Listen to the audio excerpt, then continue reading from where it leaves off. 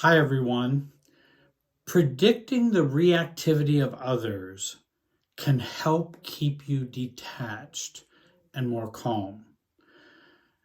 Predicting your reactivity can keep you more in control of yourself. And focusing on your words, behavior, and reactivity, and not judging others' reactivity can also keep you detached as well. Now, if you're in a narcissistic relationship or an abusive relationship, please watch my playlist on those topics. Different tools are needed for those relationships. First, predicting the reactivity of others can help keep you detached.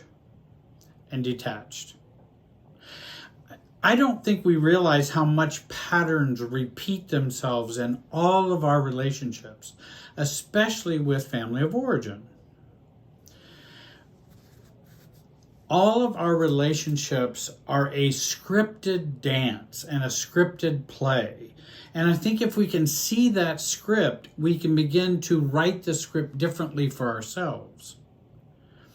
Using predictions and the predictability that is ingrained in us and we have as a humans to predict that behavior allows us to stay ourselves without joining the other's emotionality or absorbing the other's feelings or emotions.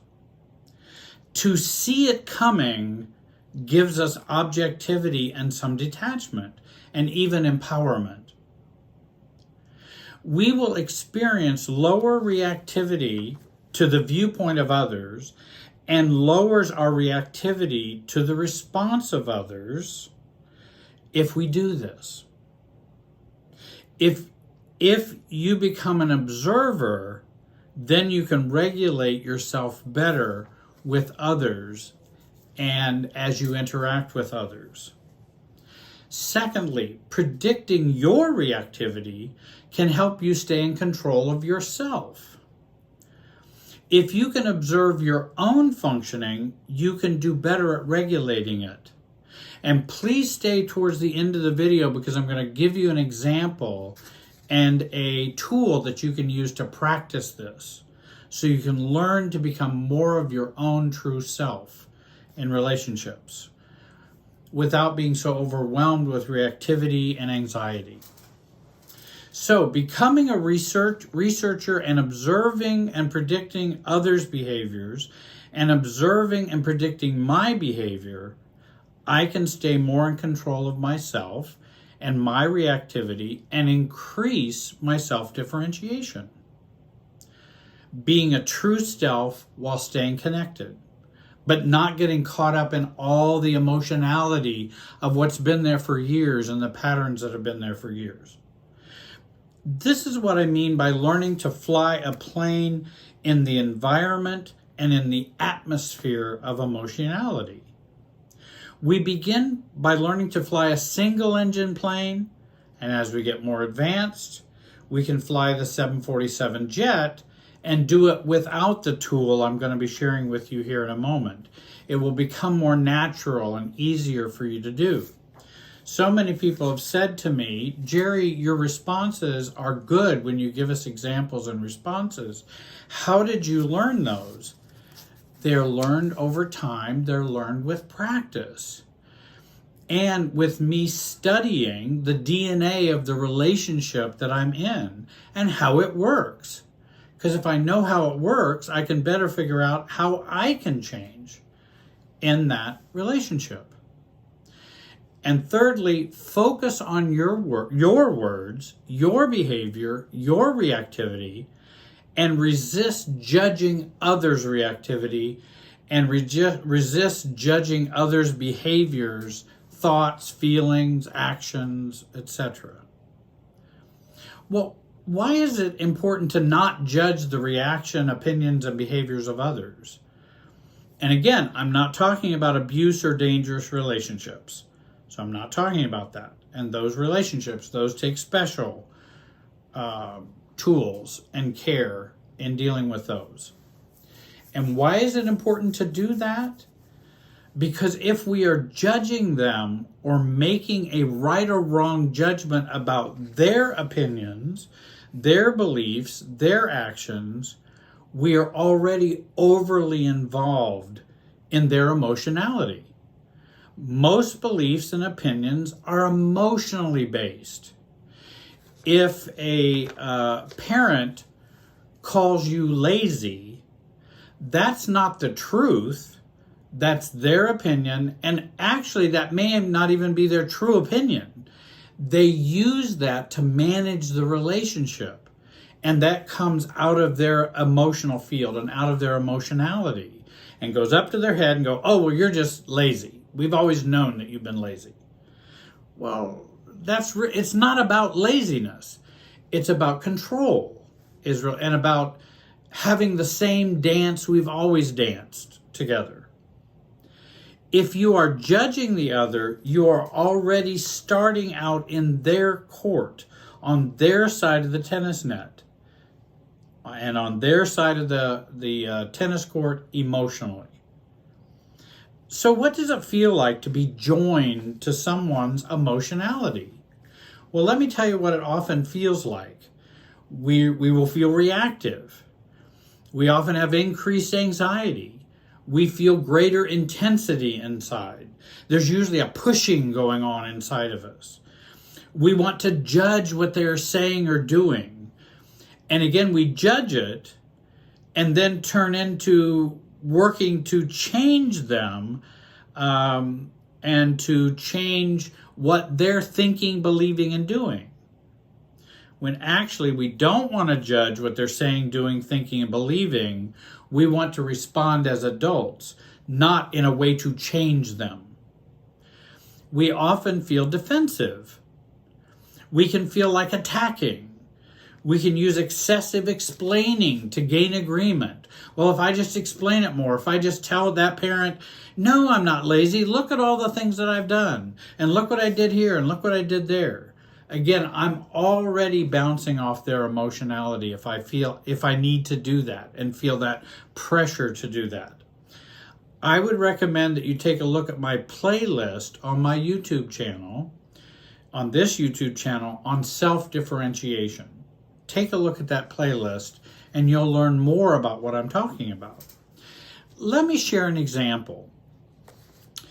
We can predict and practice in our heads. We can also predict and practice on paper. This one is on paper. And these are assignments that I will give to people to help them change the dance, change the game, change the play, and change how they do their part in the dance or play. Writing it down allows you to slow down and think about the dialogue and the interaction in a slower way. Often when we get engaged with that person, things move so quickly we don't have a chance to examine it. And guess what we will do? We will do what we automatically always do. And so the things stay the same. They don't change. The example I'm going to give is about your sister gets mad and reactive when you challenge her or disagree. And this creates a highly charged situation for you and for her. Or maybe she doesn't have any feelings of anxiety, but certainly it will be for you. Predictably, you become afraid, you shut down, you let her criticize you and put you down, and she bullies you through the conversation. You then feel hurt, we feel angry, defeated, shamed, and then we give our power away and just give up. That's a common dance that people will do with dysfunctional families or friends. Let's use the example of Jan and Deb. Jan will be calling Deb about coming to the family gathering at the family lake house this summer. Deb hates going because her siblings are insensitive. They treat Deb like a scapegoat. Mom is demanding, and it's just a miserable time for Deb. And she does not like going. She feels like she's getting out of prison when she leaves. Deb feels caught. She hates to go and yet fears not to go. Her siblings can be bullies and are unhappy with Deb with just about everything she does. And Deb knows this call is going to be coming. And again, she can predict that. She knows what happens in family interactions. So she works on predicting Jan's functioning and her own functioning. Deb has done this for years, this interaction with her sister Jan. She knows almost to a word what her sister will say and do, and also knows almost to a word what she will typically respond and how she will respond. But often we don't use that intelligence, like a spy intelligence, gathering intelligence. We don't use that intelligence or knowledge to help us regulate ourselves. We just go with the flow. Deb begins to write out the dance or the play as to how it might go. This time, however, she's going to introduce being more her authentic self with her sister Jan. Deb's going to work on responding in a new way to Jan, particularly about the lake house visit. She does the complete role play on paper. And I usually just write down D colon and then a response, J colon and then a response, Deb, Jan. It could be Mom and Jerry, M and J. You can do it any way you want, but you're writing out this script. Why do we write it down? Because it slows down the interactions. It gives us time to think and be creative and responsive without reactivity, because it's not live, it's not in situ, it's not happening right now, so I can be more objective when I do this. It gives us a chance to think more and maybe even be aware of our feelings more, but at least feelings more slowly, not as quickly as happens when we are in the middle of it. Deb can practice letting Jan be Jan and letting Deb be Deb and being herself. So she first writes down J colon, Jan calls. You'll be there in July at the lake house, right? Mom's expecting you. And by the way, she's probably had this call or interaction with Deb or Jan many times in the past. Deb responds, well, I'm not sure yet, Jan. Jan says, well, what do you mean? We'll see you there and bring your pot roast. Well, Jan, I'm uncertain if Bob and I will be there. Jan, what's wrong now? Deb, nothing is wrong. I'm uncertain I'll be going back to the lake house with everyone there. Jan, why do you always have to make things so difficult, Deb? See you in July. Deb, I'll let you know when I decide what Bob and I will be doing. Jan, with Dad gone, Mom will be upset if you don't come and be with the family. Why are you being so selfish? Deb, I'm sure that may be how you see me. And I'm sure with this change, Mom may feel disappointed for a while. But I see it differently. I'll let you know, Jan, and I'll let Mom know when we decide. How's your kids doing?